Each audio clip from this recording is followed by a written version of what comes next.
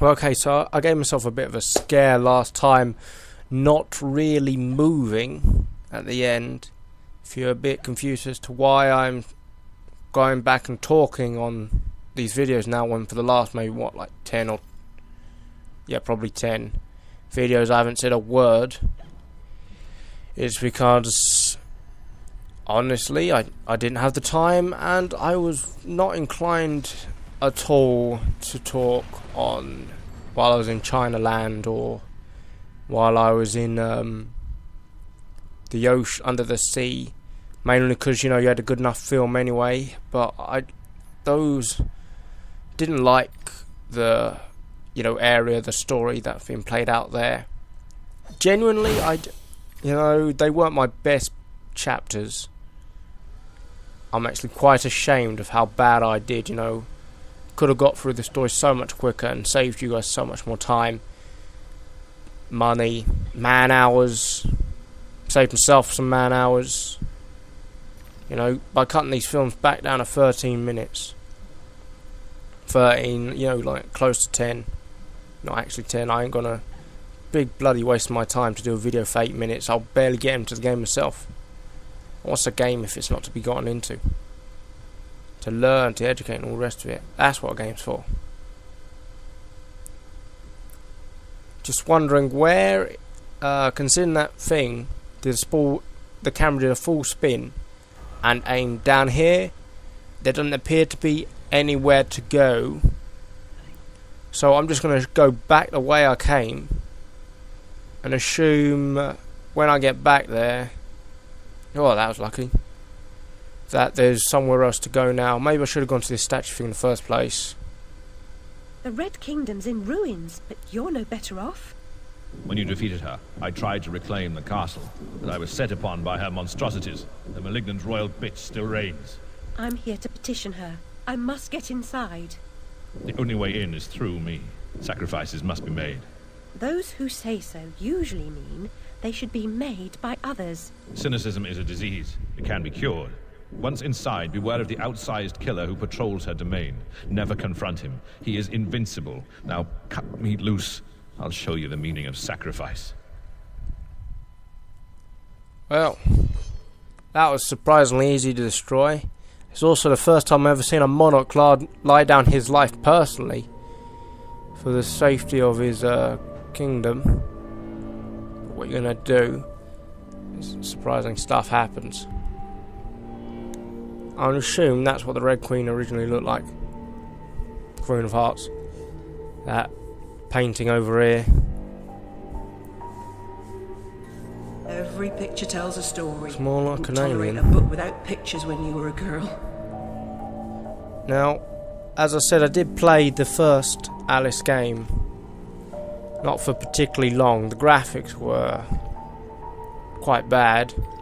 What kept me in was the incredibly funny stereotyping of voices. They had like, like you'd have gnomes or something working in the factory. They had like these little gnome things that sounded just like the Irish. Absolute, or were they Scottish? They sound like one of the two. Not going to say anything like they're fairly similar because I'm pretty sure one of the nationalities will complain. But it was a fairly funny thing to watch, but it wasn't particularly interesting to keep playing. But PS1 games, you compare them to PS2 and PS3 games nowadays, I suppose they wouldn't be able to bear the brunt, because games nowadays, they compensate for crap story with really good graphics, so you can kind of get into it. Whereas games in the old days, PS1 ones and stuff, they knew their graphics was atrocious. They knew that was not what's going to keep you. So I had to make up for it by getting a good story. It's like the Final Fantasy games. I only started playing about Final Fantasy 12, because by then you actually had good graphics. But I don't know, maybe you had some beforehand. But I got friends who played Final Fantasy 7, they said it was amazing. I went and bought it for £2. There was a sale going on. I played it for 5 minutes, put it back down. I was just like, graphics awful. Can't get into this. Wish I hadn't deleted it now. I'm bloody bored. I can go back and play that. be filling in some of the gap in my time. Might have even recorded the gameplay so you could suffer alongside me. But yeah, this is a intriguing Alice game. I didn't really read the Alice book. I've said this before, I'll say it again. Didn't really read it. I imagine the Wonderland did not look quite like this. This looks more like Alice had an ongoing nightmare. Like my ongoing nightmare is these stupid loading screens. That stupid clock thing in the corner has been my enemy since Chinatown. Back in the Chinatown episodes, that clock thing would never stop harassing me. Like slowing, saying, oh, you got 5 seconds, whatever. It was too much, my friends. It was too much. I was just sitting there going, okay, enemies, I can beat them to the pulp easy enough. Loading screen. How can you fight a loading screen? Sometimes they even cause the, the console to turn off, saying disk unreadable. My rage was like a mighty river. Flowing and indomitable. The only thing that stopped it was the fact that I wanted to continue to play. Oh god. Tentacle Man. Now, someone gave me advice, I think it was the cat, that said this thing's indestructible. So, I think I'll test his theory. Seemingly, this is doing nothing to it. I should peg it. I should get the hell out of here. Without risk of decapitation. Thought that was the door. Can I push open? Yes, I can. Okay. Well, didn't even have to put a bar in front. That solved that problem. Oh, stupid loading screen. The enemy of all men. And women. And small children. And there's another loading screen camera thing. Well, let's continue in that. It's never easy, is it? They never give you the easy option. Oh, crap. Run. Run. Damn your gangly little legs, Alice. You should eat more meat. Run. God damn. Oh, God. Oh, God. He took out half my health. Right. Unless executioners can shrink, we have gotten out of another problem. Yeah, I'll get that memory shard that I think I can see. Stupid things wouldn't allow me through. Just gonna assume it's below us. Yeah. A weapon's intended function is almost beside the point. Ultimately, it's only as good as the person who wields it. We lost the executioner. He can't dig through small tunnels. So let's just keep moving. Don't think we'll run into him anytime soon. If we're lucky. And I'm nothing if lucky. Guardian rarely leaves his filthy lair, but you're special. Was that rat thing a pig? Pig snout. I've been wondering what the hell those rat things are. Because if they are the pig snouts, I have really screwed an opportunity over. Another loading screen. Another enemy of humanity has appeared on my screen while I am desperately trying to play this game. I swear. Oh, I swear on someone else's life. Who's going to swear on their own? That's just stupid. I swear on someone else's life that when that new Xbox 720, because it will eventually come out, I'm certain. There's only so long you can keep releasing games on the Xbox 360 and people can keep buying them. I read books now. That's how boring Xbox is. So when 720 comes out, when PS4 comes out, I hope to dear God one of the things they solve is the loading times. Oh my flabbergasted. Is that an executioner?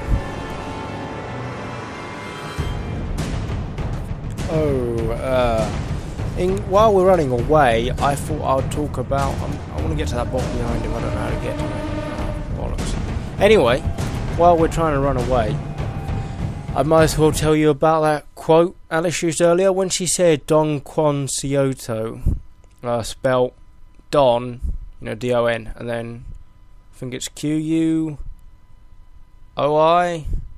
Someone will have to tell you. It's meant to be the tale of this guy who was a bit of a, saw hallucinations or something. He had some sort of mental problem. There's a book, and he's a real person. He existed. I think he was in Italy, and he once made it his life ambition to slay windmills. There were like 6 or 7 windmills that were near to where he lived, and he constantly considered them to be his enemies. So he would ride on this little donkey, wielding a wooden stick, which he thought was a pole arm. You know, that's one of those things you would use if you were a knight and you were charging into battle. Wore a load of pots and pans, fought himself a knight, called himself Don Quasi, whatever.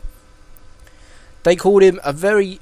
It's meant to be, I think they were teaching us once when we were doing it in school, that he was a role model because he never gave up, despite the fact he never succeeded in defeating the windmills.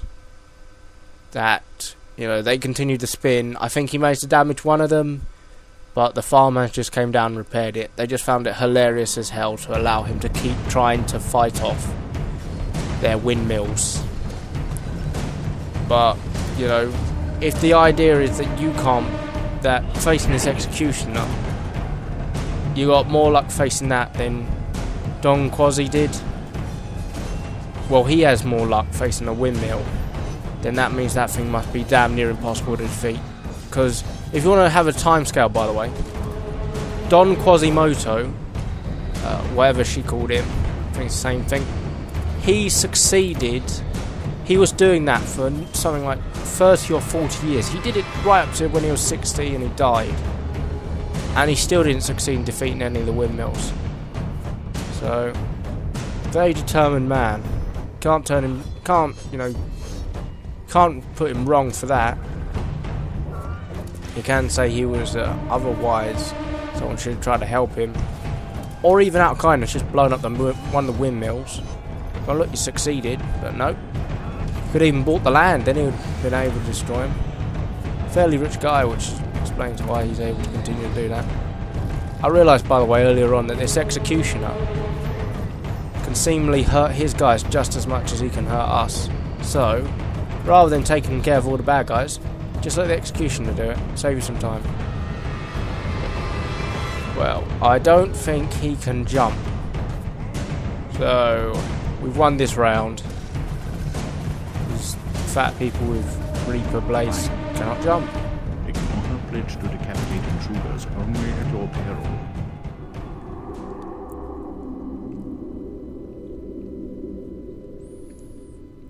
Okay, now this platform stage, this may be a little hard because it doesn't look like any of these are high enough to reach it, but maybe there's a trick to it here. Oh, I see. So weight makes them go down. It's just like a weighing scales. If you want one to rise, you have to get the corresponding one and weight that down. I think there's something like this on one of the earlier missions. So if I put a bomb here, yeah. I was wondering if you could lower this one, had enough time to jump to the other one, but you don't. So if I put a bomb there, wait till this one's fully up, and then be quick about it, because I may lower it to balancing level. Beat these stupid, insidious ruins. Honestly, I don't know why they look like that. They don't seem to have any connection to the story anymore. I was just wondering if, since the main bad guy's a train, apparently, if... Well, the bad luck guy we know is a train, but obviously a train's going somewhere. Why is a train able to wreck a giant wonderland? Wouldn't it, the moment it hits land, be derailed, as the term goes? You know, just a thought, really.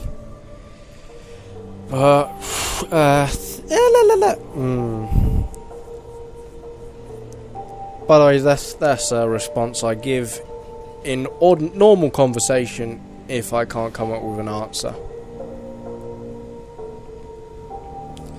But yeah, I have this strange belief that there's a secret area over here. I thought as much. I mean, it's my assumption if they're gonna, if they're gonna do it so that one thing goes up and the other goes down. Balance is the golden mean of all things, Alice. Between light and dark, between disease and health, or even between wrong and right. Then they probably want you to do that. Jess. This is where I come to form, man. I'm not usually good.